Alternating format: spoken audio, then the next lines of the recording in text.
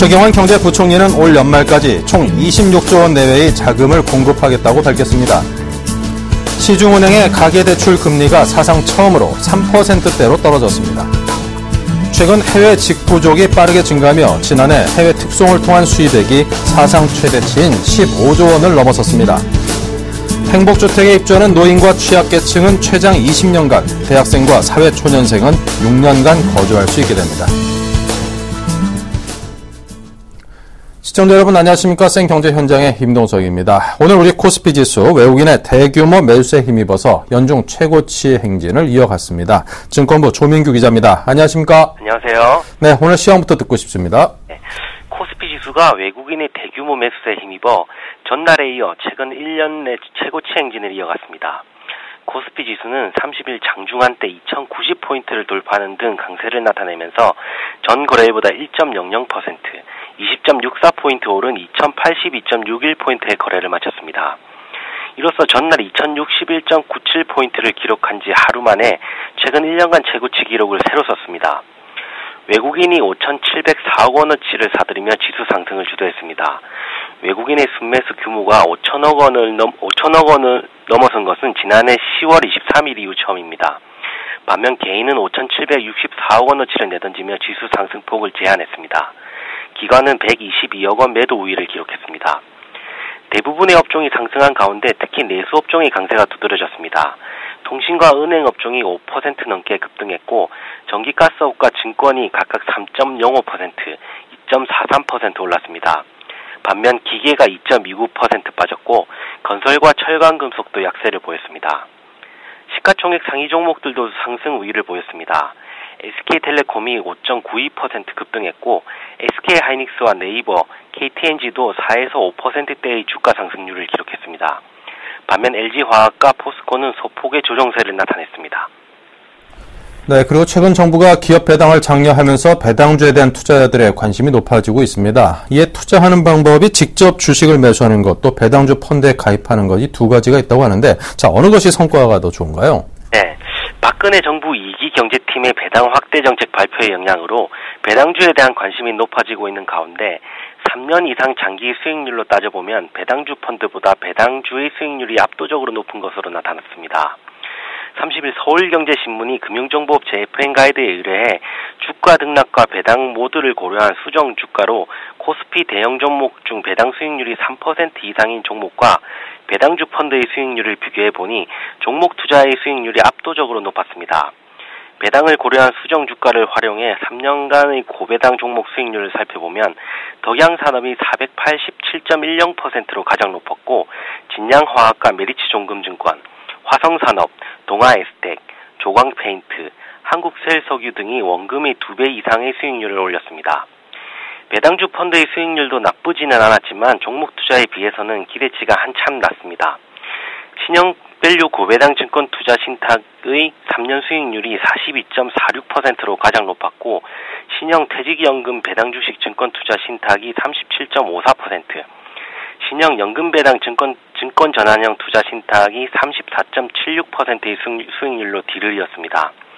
이 밖에 배열인 고배당 증권 투자 A형이 17.27%, 한국투자 셀렉트 배당 증권 투자 신탁이 15.26%, 하이 구초이스 배당 증권 투자 신탁이 11.26%의 우수한 성과를 나타냈습니다. 장영준 대신증권 압구정지점 부지점장은 최경환 부총리의 배당 정책과 관련해 배당주 펀드의 인기가 많은데 사실 배당주 펀드의 수익률에 배당이 미치는 영향은 아무리 배당이 높아져도 5%가 안 될 것이라며 정부 정책으로 당장 배당이 대폭 커질 것이라고 기대를 할 수 없는 상황에서 배당주 펀드보다 대형 배당주를 사서 꾸준히 가져가는 것이 수익률 측면에서는 더 이롭다고 말했습니다. 다만 안정적인 성향의 투자자는 3년 이상의 기간을 생각하면서 배당주 펀드에 투자하는 것이 바람직하다는 의견도 나옵니다. 이수화학과 세아베스트, 삼원강제 등 일부 배당주의 경우 최근 3년간 주가가 30% 넘게 빠지는 등 직접 투자에 따른 위험이 있기 때문입니다. 배당주 펀드를 운용하고 있는 박인희 신영자산운용 펀드 매니저는 배당 종목에 투자할 때는 회사의 기초 체력에 비해 배당을 적절히 주는지, 장기 투자의 기간 동안 실적 개선을 이룰 수 있는지 등 꼼꼼히 체크해야 한다면서 따라서 안정적인 투자 성향을 가지고 있거나 개별 종목을 꼼꼼히 체크할 수 없는 사람들의 경우 직접 투자보다는 펀드 투자가 더 적절하다고 말했습니다. 네, 잘 들었습니다. 지금까지 증권부의 조민규 기자였습니다. 감사합니다. 고맙습니다.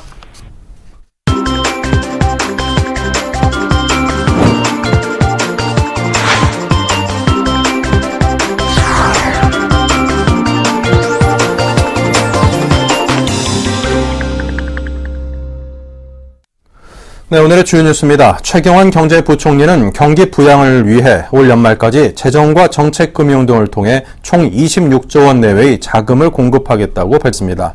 최 부총리는 오늘 세종청사에서 경제관계 장관회의를 열고 올 하반기 중 주요 정책 과제들을 속도감 있게 추진하기 위해 재정 보강과 정책 금융 등을 통해 모두 26조 원 내외의 자금을 공급하겠다고 말했습니다. 이어 주택시장 활성화를 위해 디딤돌 대출 지원 대상 확대 시기를 당초 9월에서 다음 달 초로 앞당기고 청약제도 개편 방안도 조속히 추진하겠다고 덧붙였습니다. 조만간 발표될 유망 서비스 산업 육성 대책에 대해서는 진입과 영업활동이 제한적인 분야는 경쟁과 개방을 확대하고 산업 기반이 미미한 분야는 재정과 금융 지원을 위해 통해 인적, 물적 인프라를 확충해 나가겠다고 밝혔습니다. 시중은행이 가계대출 금리가 사상 처음으로 3%대로 떨어졌습니다. 한국은행이 오늘 발표한 6월 중 금융기관 가중평균금리에 따르면 지난달 은행권의 신규 취급액 기준 가계대출 금리는 연 3.94%로 전달보다 0.08%포인트 하락해 관련 통계가 나온 1996년 이후 최저치를 기록했습니다. 이로써 가계대출 금리는 2008년 연 7%대에서 2012년 4%에 이어 지난달에는 3%대까지 하락했습니다. 주택담보대출의 기준이 되는 코픽스가 하락하고 혼합형 주택담보대출이 확대된 것이 대출 금리 하락의 요인으로 분석됩니다. 최근 해외 인터넷 쇼핑몰에서 상품을 주문하는 해외 직구족이 빠르게 증가하면서 지난해 해외 특송을 통한 수입액이 사상 최대치인 15조 원을 넘어섰습니다. 대한상공회의소는 오늘 2014 국내외 물류산업 통계집을 통해 지난해 해외 특송을 통한 수입액이 전년 대비 9억 3천만 달러 증가한 151억 달러로 집계됐다고 밝혔습니다. 또 해외 특송을 통해 들여온 수입 물량 건수는 전년 대비 25.3%, 최근 5년 새 2.3배 이상 증가하며 역대 최대치인 1,772만 건을 기록했습니다. 대한상인은 국내외적으로 해외 인터넷 쇼핑몰에 대한 거래가 폭증하는 만큼 해외 특송 시장의 성장세는 당분간 지속될 것이라고 말했습니다. 행복주택에 입주하는 노인과 취약계층은 최장 20년간, 대학생과 사회초년생은 6년간 거주할 수 있게 됩니다. 국토교통부는 행복주택 입주자 선정 기준을 담은 주택공급규칙 개정안을 내일부터 입법 예고한다고 밝혔습니다. 임대주택인 행복주택의 80%는 대학생과 신혼부부 등 젊은 층에게 공급되고 나머지 20%는 취약계층과 노인계층에게 공급될 예정입니다. 대학생이나 사회초년생의 경우 행복주택이 들어선 지역에 대학교에 재학 중이거나 직장을 둔 미혼 무주택자여야 하고 자산 기준 또한 충족해야 합니다. 대학생과 사회초년생, 신혼부부의 거주 기간은 6년으로 제한되지만 노인, 취약계층과 산업단지 근로자는 최장 20년간 거주를 허용하기로 했습니다. 올해 우리나라의 중국 투자액이 8년 만에 일본을 넘어설 것으로 예상됩니다. 한국무역협회 베이징 지부에 따르면 올해 상반기 우리나라에서 중국에 투자한 금액은 지난해보다 45.6% 증가한 28억 달러를 기록했습니다. 반면 올해 상반기 일본의 대중국 투자액은 지난해 같은 기간보다 48.8% 줄어든 24억 달러에 그쳤습니다. 무역협회는 우리나라의 대중국 투자가 크게 늘어난 것은 양국 간 경제 우호 관계가 갈수록 강화된다는 것을 보여주는 것이라고 설명했습니다. 또 국내 기업들이 중국 내수시장 진출을 활성화하기 위해 투자를 늘리고 있는 점도 요인으로 꼽았습니다. 이와 함께 한중 자유무역협정 협상을 통해 중국의 서비스 시장까지 개방되면 투자 대상 산업이 더욱 늘어날 것으로 전망했습니다. 네, 빠르면 오는 9월부터 카카오 간편 결제를 통해서 온라인 쇼핑몰에서 물건을 구매할 수 있게 된다고 합니다. 자, 우리 카톡으로 10만 원까지 송금할 수 있는 뱅크월렛 카카오라는 서비스가 나오는 시점과 아주 비슷한데요. 자, 카카오가 지급 결제 시장에 적극적으로 뛰어들고 있다는 해석입니다. 금융부의 신무경 기자 전화 연결합니다. 안녕하십니까? 안녕하세요. 네, 먼저 카카오 간편 결제 어떤 것인지 설명 부탁드립니다. 예, 앞으로 온라인에서 상품을 구매할 때는 카카오 간편 결제를 통해서 구매할 수 있을 것으로 보입니다. 카카오 간편 결제에 대해서 간단히 설명을 드리면 우리가 온라인 쇼핑몰에서 상품을 구매할 때 계좌이체 내지 신용카드 결제, 휴대폰 소액 결제 등 결제 방식을 이용합니다. 여기에 이제 추가로 카카오 간편 결제를 선택할 수 있다는 개념인데요. 결제 방법이 기존보다 한 가지 더 생기는 셈입니다. 이 카카오 간편 결제는 이르면 9월께 선보일 예정이라고 합니다. 덧붙여서 설명드리자면 카카오는 LG CNS라는 SI 업체와 손을 잡고 엠페이라는 인증수단을 사용하기로 했습니다. 엠페이는 대표적인 공인인증 대체수단으로 금융감독원의 보안 가군 인증을 받기도 했습니다. 카카오가 이 LG CNS와 손잡고 일종의 지급결제 대행, PG 사업을 한다는 얘기로 받아들이시면 됩니다. 결제가 이루어지려면 인증수단뿐만 아니라 결제수단도 필요한데요. 국민카드를 포함한 국내 주요 카드사 9개가 이 결제수단의 역할을 할 예정입니다. 네. 자, 그럼 이 카카오 간편 결제를 이용할 경우 타 수단에 비해서 더 편리해지는 겁니까? 예, 그렇습니다. 앞서 말씀드렸듯이 LG CNS라는 LG CNS 엠페이라는 공인인증 대체수단은 스마트폰 간편 결제 서비스로 보안성과 편리함을 강점으로 갖고 있다고 합니다. 엠페이는 액티브엑스나 키보드 보안 프로그램과 같은 각종 플러그인 설치가 필요 없고요. 카드 정보, 인증 정보를 매번 입력할 필요 없이 비밀번호만으로 간편하게 결제할 수 있는 수단입니다. 물건을 살 때 최초에만 고객들이 결제 정보를 저장해 놓고 비밀번호만 치면 결제가 이루어진다는 얘기입니다. 따라서 신용카드 결제 때 매번 우리가 카드 정보를 일일이 입력하고 비밀번호를 치고 했던 것을 기억하실 텐데요. 이제 그럴 필요가 없어진 겁니다. 계좌이체할 때도 보안카드 숫자 치는 번거로움이 해소된다는 얘기고요. 이렇게 카카오가 간편 결제 서비스에 진입하면서 신용카드의 지급 결제 기능을 수행한다고 볼 수도 있습니다. 자, 올해 9월 달에는 뱅크월렛 카카오 서비스도 출시된다고 하는데 현재 진행 상황을 짚어주십시오. 이게 9월 달에 출시되는 게 맞고요. 현재 금융감독원의 보안성 심의를 받고 있는 상황입니다. 서비스는 기존에 알려졌던 대로 카톡 메시지로 하루 최대 10만 원까지 송금할 수 있는 것이 주 내용입니다. 송금 수수료는 100원 선에서 책정될 예정인데요. 서비스 출범 초기에는 일시적으로 수수료가 없을 것으로 보입니다. 아울러 19세 미만은 수금은 가능하되 송금은 할 수 없게 기능을 넣은 것도 검토 중입니다. 청소년들 간에 돈 뺏는 사례가 벌어질 수 있다는 우려 때문인데요. 덧붙여서 말씀드리고 싶은 것은 아무래도 국민 메신저 카카오톡이 송금 서비스를 한다고 해서 보안 문제에 세간의 관심이 쏠리는 게 사실입니다. 피싱과 파밍 같은 사기가 발생했을 때 누구한테 책임을 물어야 되는지도 관심인데요. 개발 주체인 시중은행하고 금융결제원은 1차적으로 사기가 발생하면 은행에 문의하고 피해 보상을 청구하라고 말합니다. 그 다음에 카카오 내지 금융결제원이 책임져야 할 부분이 생기면 은행이 구상권을 청구해서 고객에게 보상했던 피해 금액을 보전받을 수 있는 그런 형식이 된다고 합니다. 네, 잘 들었습니다. 지금까지 금융부의 신무경 기자였습니다. 감사합니다. 감사합니다.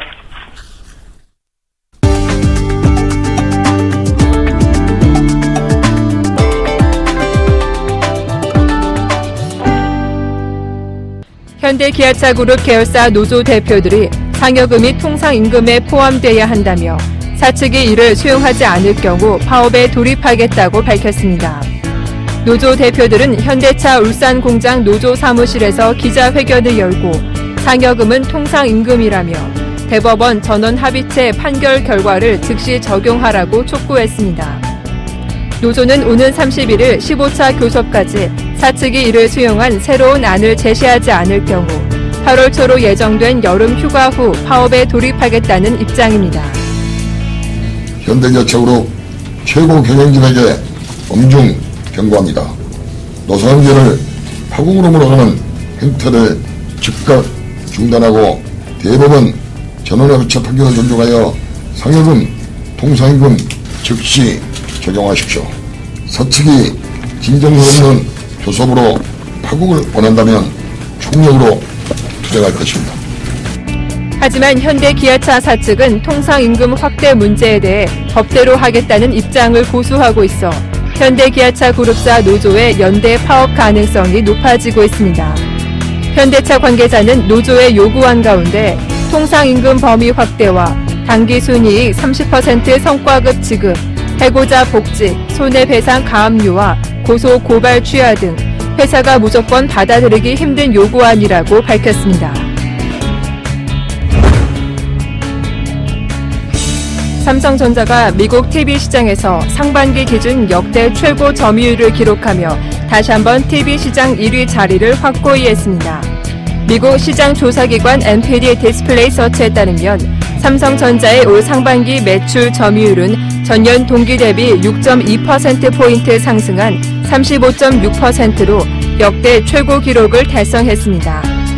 삼성전자의 UHD TV는 지난해 7월 북미 시장에서 첫 선을 보인 이후부터 올 상반기까지 53.2%의 매출 점유율을 기록하며 1위 자리를 지켰습니다.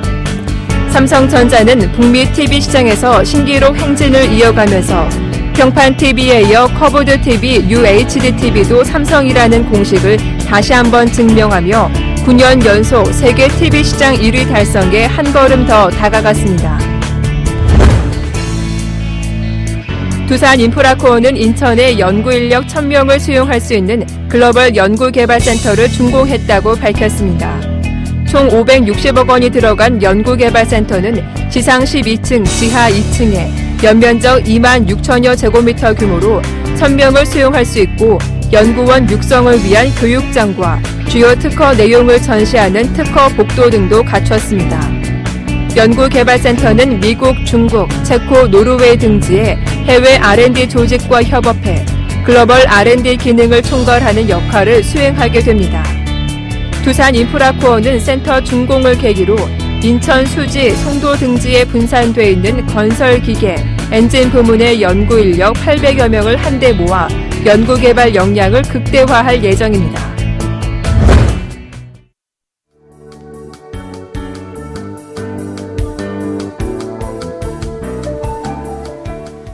안녕하세요. K웨더 라이프스타일 예보 윤재양입니다. 무더위가 이어지고 있습니다. 낮 동안 쌓인 열기가 밤에도 사라지지 못하면서 남부 일부 지역에서는 최저기온이 25도를 웃도는 열대야 현상이 나타나겠습니다. 7월의 마지막 날인 내일도 폭염이 계속될 것으로 보이는데요. 주요 도시의 내일 낮 최고 기온을 살펴보면 서울과 대전이 33도로 오늘만큼 덥겠고요. 광주 31도, 대구 32도로 무더위가 이어지겠습니다. 서울을 비롯한 전국 곳곳에 폭염특보가 내려진 상태인데요. 한낮에는 지나친 야외 활동을 자제하는 것이 좋겠습니다. 내일 전국에 구름이 많겠습니다. 기온이 크게 오르는 낮 동안에는 대기가 불안정해지면서 낮 한때 소나기 오는 곳이 있겠습니다. 곳에 따라 돌풍이 불거나 천둥 번개가 치겠는데요. 안전사고에 유의하시기 바랍니다. 현재 전국의 하늘에 구름이 다소 지나고 있습니다. 내륙 일부 지역에서는 저녁까지 대기 불안정으로 인해서 소나기 오는 곳이 있겠습니다. 내일은 동해상에 위치한 고기압의 가장자리에 들겠습니다. 자세한 지역별 날씨는 나절 예보로 알아보겠습니다. 전국에 구름이 많겠고요. 낮 한때 내륙 곳곳에 소나기가 오겠습니다. 낮 기온 서울과 춘천, 대전 33도로 오늘과 비슷하겠습니다. 남부지방 아침 최저기온이 광주와 대구, 부산 25도로 새벽에 열대야 현상이 나타나겠고요. 낮 기온은 전주 33도, 대구 32도로 예상됩니다. 동해안 지방은 구름 많겠습니다. 아침 기온 속초와 강릉 22도, 낮 기온은 속초와 울진 28도, 강릉 29도가 되겠습니다. 현재 괌 부근 해상에는 11호 태풍 한롱이 발생해 있고 또 일본 오키나와 먼 남쪽 해상에는 12호 태풍 나크리가 발생해 북상하고 있습니다. 발생 시점은 11호 태풍이 더 빠르지만 12호 태풍이 더 북쪽에서 발생해 먼저 영향을 미칠 것으로 보이는데요. 앞으로 일본 오키나와 서쪽 해상을 지나 상하이 부근 해상으로 북상할 것으로 보입니다. 12호 태풍의 간접 영향으로 제주도 남쪽 먼바다는 내일 오후부터 바람이 강하게 불겠고요. 물결이 최고 4m로 높게 일겠습니다. 밤부터는 제주도 앞바다와 남해상에서도 바람이 점차 강해지고 물결이 높게 일겠습니다. 또 금요일부터 일요일 사이 제주도와 전남 해안, 서해안 지방을 중심으로 비가 내리겠고요. 주말 동안 서쪽 지방을 중심으로 바람이 강하게 불겠습니다. 시설물 관리에 유의하셔야겠습니다. 한편 주말까지 내륙 지방을 중심으로는 33도 안팎의 무더운 날씨 속에 소나기 오는 곳이 많겠습니다. 내시였습니다. 네, 생경제 현장을 마칩니다. 감사합니다.